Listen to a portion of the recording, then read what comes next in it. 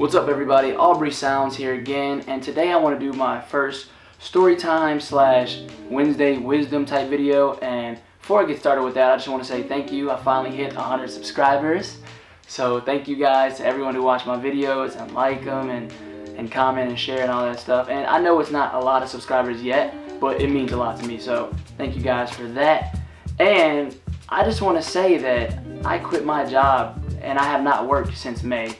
Well, for retail at least, and my life has been so much better. And there is something to be said about true independence and truly being an entrepreneur, especially in today's society. So I just want to hopefully inspire anyone who has a similar story to mine.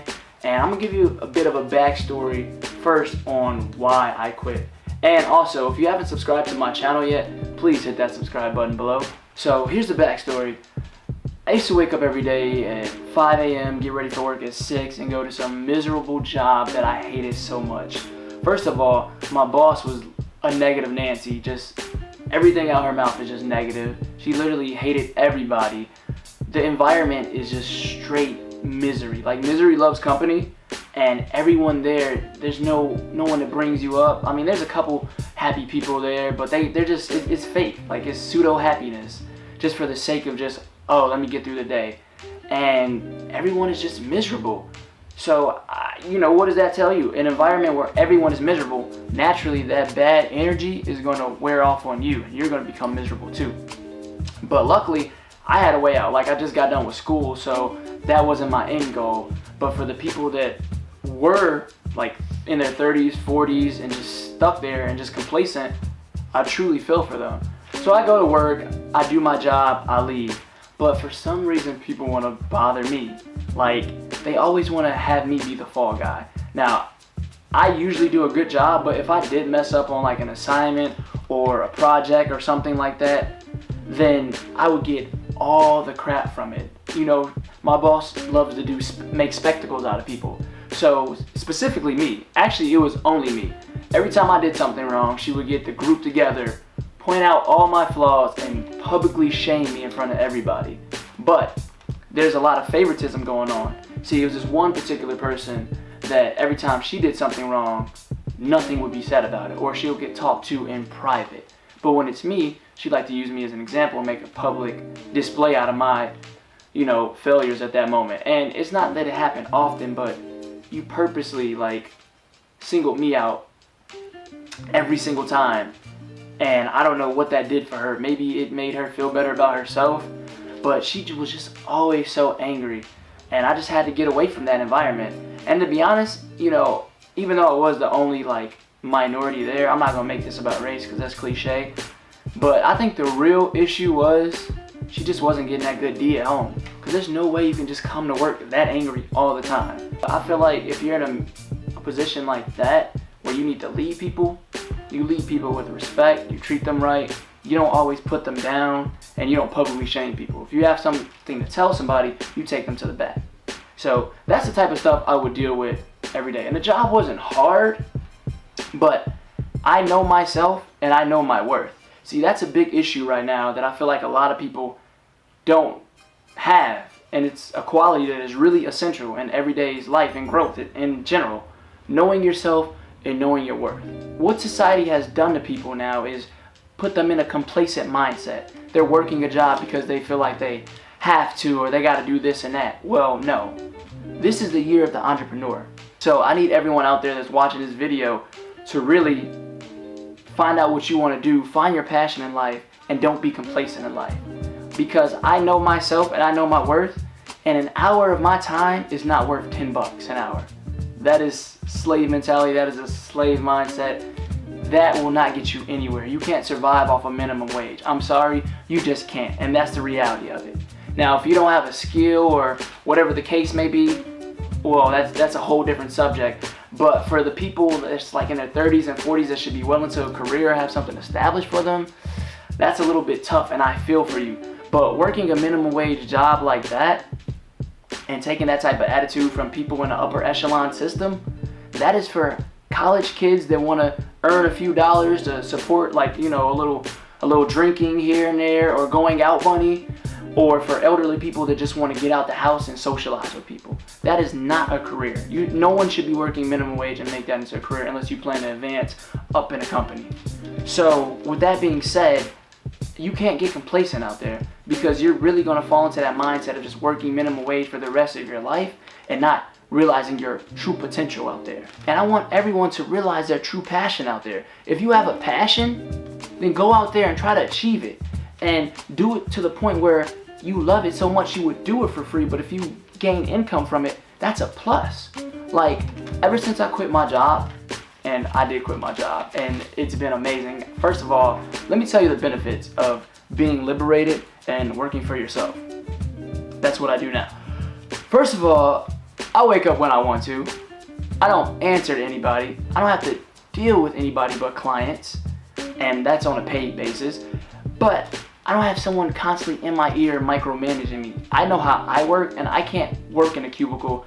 And the way I operate, I need to be out in the field. Like, my mind is creative, so I need to be out doing hands-on stuff. I can't just be micromanaged and just told what to do and smile all the time with some fakeness about me, because I'm not a fake person. So you know right off the bat if I'm feeling you or not. That's just how I operate. But it's been great, honestly. And you know, I've been freelancing a lot. Plus I do work, you know, sometimes I'll lease myself out to this company, but that's a whole different subject. But I can guarantee you the work I'm doing now is not worth $10 an hour, nor is it being somewhere where I don't want to be. And I do not hate my job. Now I'm doing what I love, and that makes the entire difference. That makes so much of a difference that I can't even put it into words. Like I said previously, this is the year of the entrepreneur. Put your money back into yourself or your own business. Now, if you're just saving money just to save money, that's not good practical business. Save money to invest in something later, and then let your money make itself, or gain multiple sources of income. But I'm telling you guys, please do not become complacent at some dead-end job that you are unhappy with, because that is not what life is meant to be. You truly only have one shot at life. Like, this doesn't happen again. So live with no regrets and do everything you want to do. If you had a dream and you're not pursuing it right now, that is because of you. If you have goals, visions, plans, and you're not putting that money back into your goals, visions, or plans, that is because of you. You are your own worst enemy. No one is oppressing you, no one can hold you back, and no one can make you angry without your own consent. See, when you know yourself and you know your worth, and you know your true passion and goals and your calling from above, everything gets so much clearer. I'm telling you, those dots are going to connect like that. It's that simple. So just go for it. What's holding you back? Don't be scared. A lot of people are afraid to go follow their dreams because of failure. Like, you're not going to fail. If you truly put forth that passion, now it has to be realistically. Now, I'm not saying just go out there, quit your job, and follow some passion. Like, no, obviously, you know, work up to a point where you feel like you're comfortable enough where you can have that comfy income. And obviously you got to put your priorities and bills first. But what I'm saying is, don't get complacent and think you're going to be there forever, or don't just not try to put something back into your business or investing into yourself. And I'm not saying if your dream is to go to the NBA and you're like 5 foot and you never play basketball, like, that's not realistic. Something realistic like starting your own business and having enough income where you don't have to work again or live a comfortable life, or having something established for your future generations, like your children, your children's children, your grandchildren, things like that. Like, establish a foundation. To be honest, I'm telling you guys this because I was once that scared kid who was afraid of failure and not following his dreams and just holding myself back. But at some point I had to look at myself in the mirror, and I wasn't happy with where I was at. Like, I'm going to work every day, working some dead-end job. I'm doing everything I'm supposed to. I'm in college, I'm getting good grades, but I'm not happy. And for the first time in my life, I had to talk to myself. Like, I'm literally looking at myself in the mirror on some non-movie cliche shit. Like, just being honest with myself. Like, look, what are you doing? So-and-so is doing that. They're here, but why are you right here? Oh, well, I'm going to fail anyway. What's the point of trying? Oh, well, it's not going to work out the same because they did it this way already. No.